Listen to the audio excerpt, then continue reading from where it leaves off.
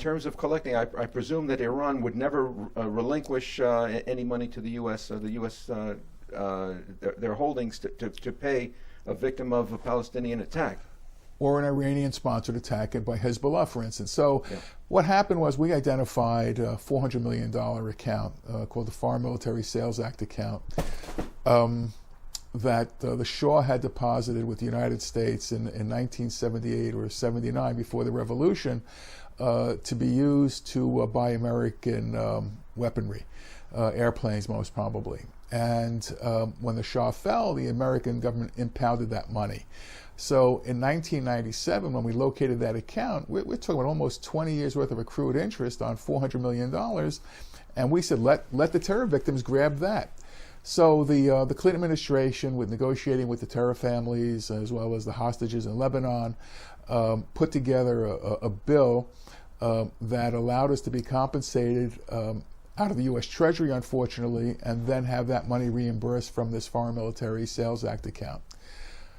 Much to my shock, President Obama returned that money to Iran 4 years ago, in that famous midnight flight to Europe, where pallets of cash were transferred to the Iranian government. That $400 million was part of that. So America never reimbursed itself for the amounts of money it paid the terror victims of both Islamic Jihad and Hamas and Hezbollah. Very disappointing. Actually, it hurt a lot because the Obama administration put out a press release saying we're doing this to save American taxpayers billions of dollars more. And my fear then, and I think it's been borne out, is Iran was going to use that money to sponsor more terror attacks, not just in Israel, but in Syria and Yemen and all these other places where they're fomenting terror. Would you say Americans have developed a pacifistic approach since 9/11 in terms of defending the Western civilization against Islamic revolution? I think a lot of Americans are furious. That's the impression. Where we run into difficulty is when our own government leaders basically apologized in the Obama era to Muslim countries for their perception of American wrongs against these Muslim countries going back over the generations. What we really ran into here in America is what Ira Stoll, who was a writer, called the weebies. Basically, when a government comes into, new government is elected in America, the president appoints heads of departments, but he can't really affect the civil service staff that are it's the body of 2 to 3 million Americans who work for various administrative offices, who enforce policy, who create policy. And without a super strong secretary, let's say, of state or of defense, the civil servants pretty much run the show. So Ira called them the weebies. And by that, he was saying that we be here before you came and we be here after you came. We're running the show. So there is a built-in level of obstinance, especially at the State Department, when it comes to Middle East affairs. I don't think it's for the oil any longer. We seem to be an energy sufficient country right now, but there's still something there where I'll call it the Arab cause, not the Muslim cause, but the Arab cause is still a major component of American foreign policy, at least that is formulated by the people who run the government on a day-to-day basis. Mm-hmm. So how satisfied have you been since the Trump administration took over and tried to steer the direction of both U.S. national policy and State Department activities in a way to thwart the spread of Islamism? Well, I think it's been a mixed bag of results. I was very happy to see the American embassy move officially from Tel Aviv to Jerusalem, although Mr. Friedman still lives up near Tel Aviv in Herzliya, I believe. At the same time, while they moved the embassy, they haven't modified the procedure wherein an American citizen born in a Jerusalem hospital does not have Israel on the passport, the American passport. It says born in Jerusalem. That, as you may remember, was the subject of a big lawsuit a number of years ago, went all the way up to the Supreme Court, about the ability of the State Department to cast aside federal law. And the court sided with the State Department because it was foreign policy. I think that we're dealing with another mixed bag on the so-called Trump plan for prosperity, things like that. So, for instance, there's a section that deals with prisoner releases. And what it basically says that once a peace treaty is signed, prisoners are going to be released. Everybody except for murderers will be released, provided they sign an oath, a pledge that says, I'm not going to commit terrorism anymore. I'm going to work for coexistence and things like that. They're talking about borders and boundaries in there. And everyone says, oh, but don't worry about it because the Palestinians are never going to sign. They're never going to, accept the Trump plan. Well, you never know. And what happens when you introduce a plan like that, you are setting the parameters for future actions.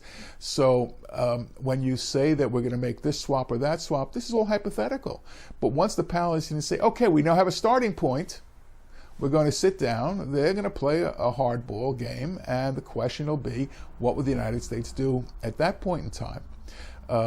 Even Yitzhak Rabin, back in the 90s, before he was assassinated, said, we're keeping the Jordan Valley. There's no doubt about it. And we want to separate ourselves from the Palestinians. But it took a Sharon to put up a wall to physically separate the Palestinians and reduce terrorism by almost 100% in a matter of weeks and months. So the problem that we seem to have is that when you put plans out there, you're creating a risk. And I feel that the plan should not have been reduced until they had a commitment from the Palestinian side to agree to at least sit down and talk about these things. Mm-hmm. But vis-a-vis America's policy towards Iran in particular, and you could put Saudi Arabia in there. America is, or Washington is expecting concessions, modernizations from the, because obviously Arabia has been very influential in the type of Islam practiced in Western mosques. Isn't that right? Wahhabism, yes. Yes. A very strict form of Islam, yes. Yes, which is also an isolation, a rejectionism of the host culture. In America, yes. And in Europe? Yes. Yeah. But Trump is, or the Trump administration is taking a certain point of view on modernizations in bringing a closer relationship with Saudi Arabia. But vis-a-vis Iran, how do you feel this Republican administration is doing with regard to breaking this totalitarian theocracy? Well, I think we have to accept that Iran is a brutal, brutal dictatorship, that the people are oppressed. Despite the 12 Jews, or 15 Jews who still live in Iran, they're not free people. People cannot travel out of the country without leaving their other family behind as sureties for their return. I think that what's happening with Saudi Arabia, I don't think it's a cultural thing that we're trying to deal with. I think that Saudi Arabia and the other Arab, I'll call them potentates for lack of a better phrase, I think they're looking at Israel now and they're saying that, my God, look what this little country has done over the last 70 years. Why can't we do the same thing? Now, I don't know if that means letting women drive by themselves or whether going out on dates with men without being chaperoned, and I'm not really interested in it. That's a cultural thing that the Saudis have to deal with and the Omanis have to deal with. But the fact of the matter is that by adopting a more, I'll use Western with a small W view of the world, or at least of the economy and progress, it'll bring a different sense of well-being to the country. Now, there was recently an uprising, and of course, during the Obama era in 2009, Obama would not support the Green Revolution, the People's Revolution to break free. But here, and of course with Iran saying now, they just declared, we're just looking for an excuse to raze, R-A-Z-E, Tel Aviv, for instance. And Yes. they're threatening, they've been threatening a new genocide against the Jews, specifically in Israel, and putting those rockets in Syria, putting the rockets in Lebanon. How supportive are you of this, of the U.S. strategy? That's of course it's an election year, but in terms of presenting a policy of restricting Iran, either through sanctions, through politics, or with a military threat. I think that sanctions work. I remember reading a few years ago, right as President Obama took office, that they started having to ground their airplanes because they couldn't get parts from Boeing. And that's the kind of pressure that you have to put on a country. Of course, they turned it around. They blamed America for not, letting their jets be safe. But at the same time, everyone saw through that. I think sanctions definitely do work. The Obama administration turned its back on the students who were rebelling during the Green Revolution. I don't think President Trump is doing that. I think he's even doing more. I mean, he can't do anything militarily at this point in time, but he can certainly get money to them. He can certainly direct Voice of America to start broadcasting in Farsi so that people hear what's going on. The fact that the Iranians immediately shut down their internet broadband systems to stifle the ability to communicate with each other, I thought was a real sign that they were being scared, that they were afraid of what was happening. Many years ago, someone said to me, it's very difficult to be revolutionary when you're wearing Levi's. Well, it looks like even though these kids are wearing Levi's, they realize that they are living in an oppressive, brutal society.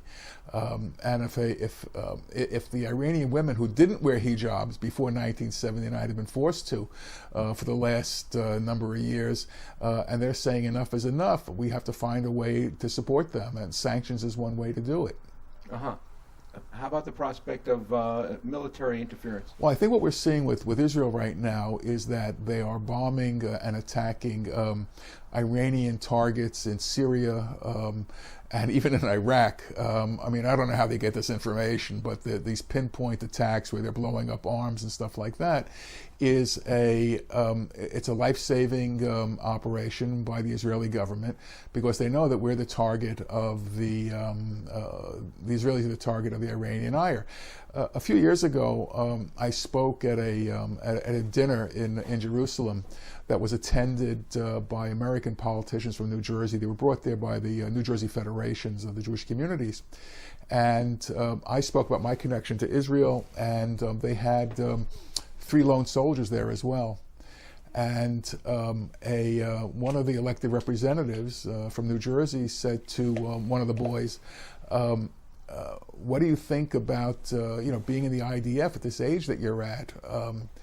And this boy, he's a kid. He blew me away when he said this to the official. He said, "Look, you have Americans over in Afghanistan. Do they have any idea why they're fighting? They're there because they're following orders, plain and simple. I'm fighting for my backyard. I'm fighting my neighbor's house. Mm-hmm. This is our way of life. This is our home." Mm-hmm. And that's what we're fighting for. So I don't mind being in the Army. It's necessary, and I'll continue to stay in the Army as long as I'm needed and do my reserve duty when the time comes.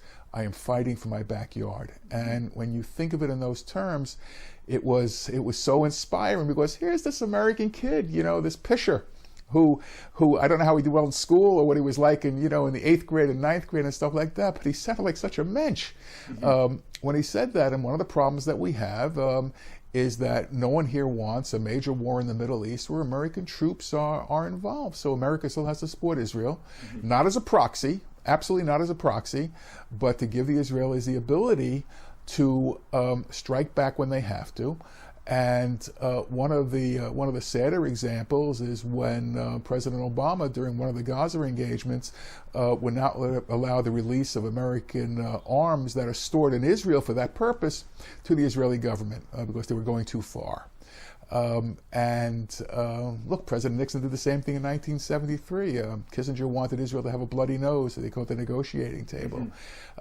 So this October Yom Kippur War, right? So I think that it's in the interest of America and its American Jewish community to support the president's efforts to make Israel into a strong and viable and independent country, the only one in the Middle East. And I saw a picture of a new Microsoft plant that's plant's maybe not the right word, laboratory, whatever the right word is. That's facility being built near Tel Aviv, and it just when you drive up from Tel Aviv, you have SanDisk, you have Microsoft, you have Samsung is there. And you say, so why aren't they in Saudi Arabia? Why aren't they in Oman? Because this is the brain center. This is where the stuff gets done. Yeah, this is the innovation center. Exactly, and I love the response to the BDSers. When somebody announces in Israel a breakthrough, and they say BDS supporters pay attention. It's not available to you. Yeah. Medical treatment, electronics, whatever it is. Yeah. Bring back your phones, bring back your answering machines, the technology that was developed in Israel that we now take for granted. But as Prime Minister Netanyahu points out, those ballistic missiles that Iran has developed and is actually testing in violation of obligations, those are directed at Europe. Yes, they really are. So and Europe refuses to see the danger. Refuse to see the danger. But don't they have a vested interest in supporting this? Of course, Germany and France broke the sanctions, right? Offered loopholes and ways around. It's always been a problem with Europe, especially Italy, Germany, and France, because they depend on Iran for a great amount of trade, a tremendous amount of trade. But Iran, they are the #1 state sponsor of terror throughout the Western world. So doesn't the entire West, including U.S. and Canada, don't we have an interest in stopping them from developing nuclear weapons, which will be put into suitcase bombs, and take every Western city hostage? Shouldn't we stop it now while we still can? Well, I think so. Part of the problem we have is that we're coming to believe, at least I see it in America, that everybody's society and culture is equal to everyone else's. And I don't think that's true. I really don't think that's true. I think that an Iranian society that hangs gays from cranes is on the same par as Saudi Arabia, where they chop off hands for offenses under Sharia. It's not good. It's not good, and they're not equal to the Western way of thought. So someone coined the word, I don't know how many years ago, Eurabia, where Europe is turning into basically an overrun Muslim continent, and good for the Brits for getting out of Brexit, getting out of the common market, out of the EU. Bring your borders back. We need borders. We need passport control. We need things like that. And people throw around the word, well, that's nationalistic. Well, there's nothing wrong with nationalism. You've got to be proud of your country. You have to be able to stand up for your country. Patriotism and nationalism maybe go hand in hand. As soon as somebody says, well, the Americans, killed Indians, things like that, and my answer to that is, yeah, but I wouldn't open up a restaurant next to an Indian reservation, as they do in Germany, where they build restaurants next to the Wannsee Conference Center, and they want to put a church into Auschwitz in Poland. Certain things are still off limits, but we have to realize that not all cultures are the same, and they're not all worthy of being treated equally. Well, on a moral principle, yeah, but on a survival interest, don't we have an interest as the West to try and stop this regime from bringing that nuclear terror to our doorstep? I would agree with you there. What we don't know is what's happening in the background. And I would hope that there's more happening than we are aware of. Look, last year when the Mossad brought out those thousands of pages of Iranian nuclear secret documents, somehow they snuck them out. I have no idea how that was done. You would hope that's the type of information America is gathering.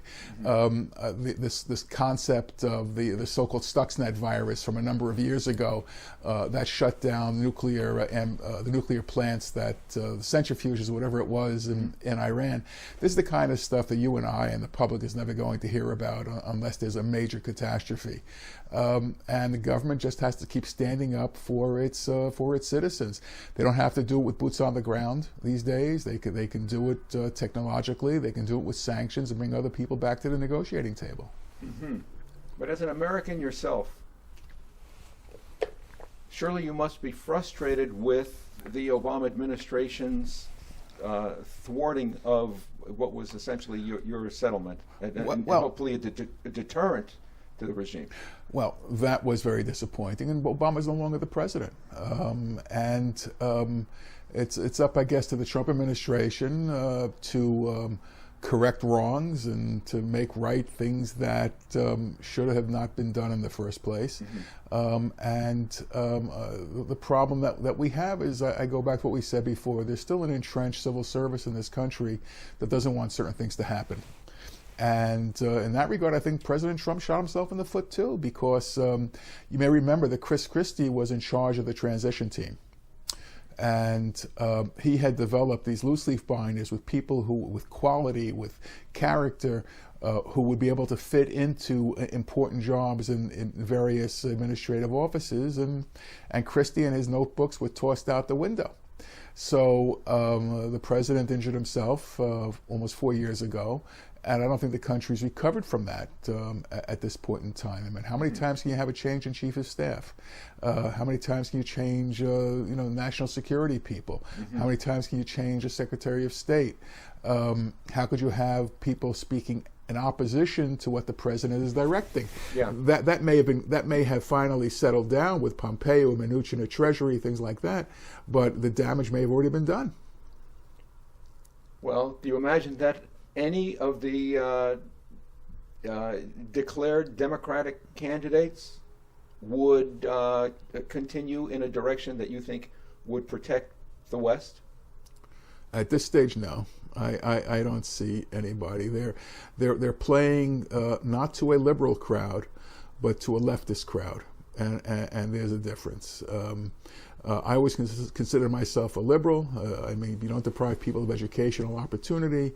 You don't deprive people of job opportunity. But we're talking about the introduction of socialism into America. And what's very interesting, the elections 2 years ago, when this AOC was elected in New York, she slipped in through the Democratic primary system in New York City. Joe Crowley, who had been a very strong supporter of Israel for 20 years, was asleep at the switch. And he basically allowed the primary to be stolen by her. What's happening now across the country is the Social Democrats of America are planting candidates throughout the country. And when you read their websites and you read their position papers, they're all cut from the same playbook. Mm-hmm. So there is a move underway in America to turn this into a socialist state. Mm-hmm. And what I think we have to do is we have to bring out in the public some of the Russians who are in America, who lived under Khrushchev and under Gorbachev and under the other guys. Under socialism, and explain the facts of life, that if you want to wait online for bread, by all means, go to Russia. If you want to wait online for gasoline, go to Russia. If you want to wait for an operation, go to Canada. Go to Canada, right. And see, the Canadians... Well, although for some reason they got their pharmaceutical prices down real low. Yeah. So that's something I know the Trump administration is working on, but that has nothing to do with socialism. It's a matter of American economics. And frankly, I understand the position of the pharmaceutical companies who spend hundreds of millions of dollars getting drugs manufactured and then approved, and an FDA that takes forever to get them, get the tests cleared and things like that, and someone has to pay for that development, the research and development, the R&D. So what will you do now? I mean, obviously Obama, was that the end of your ability to recoup the judgment?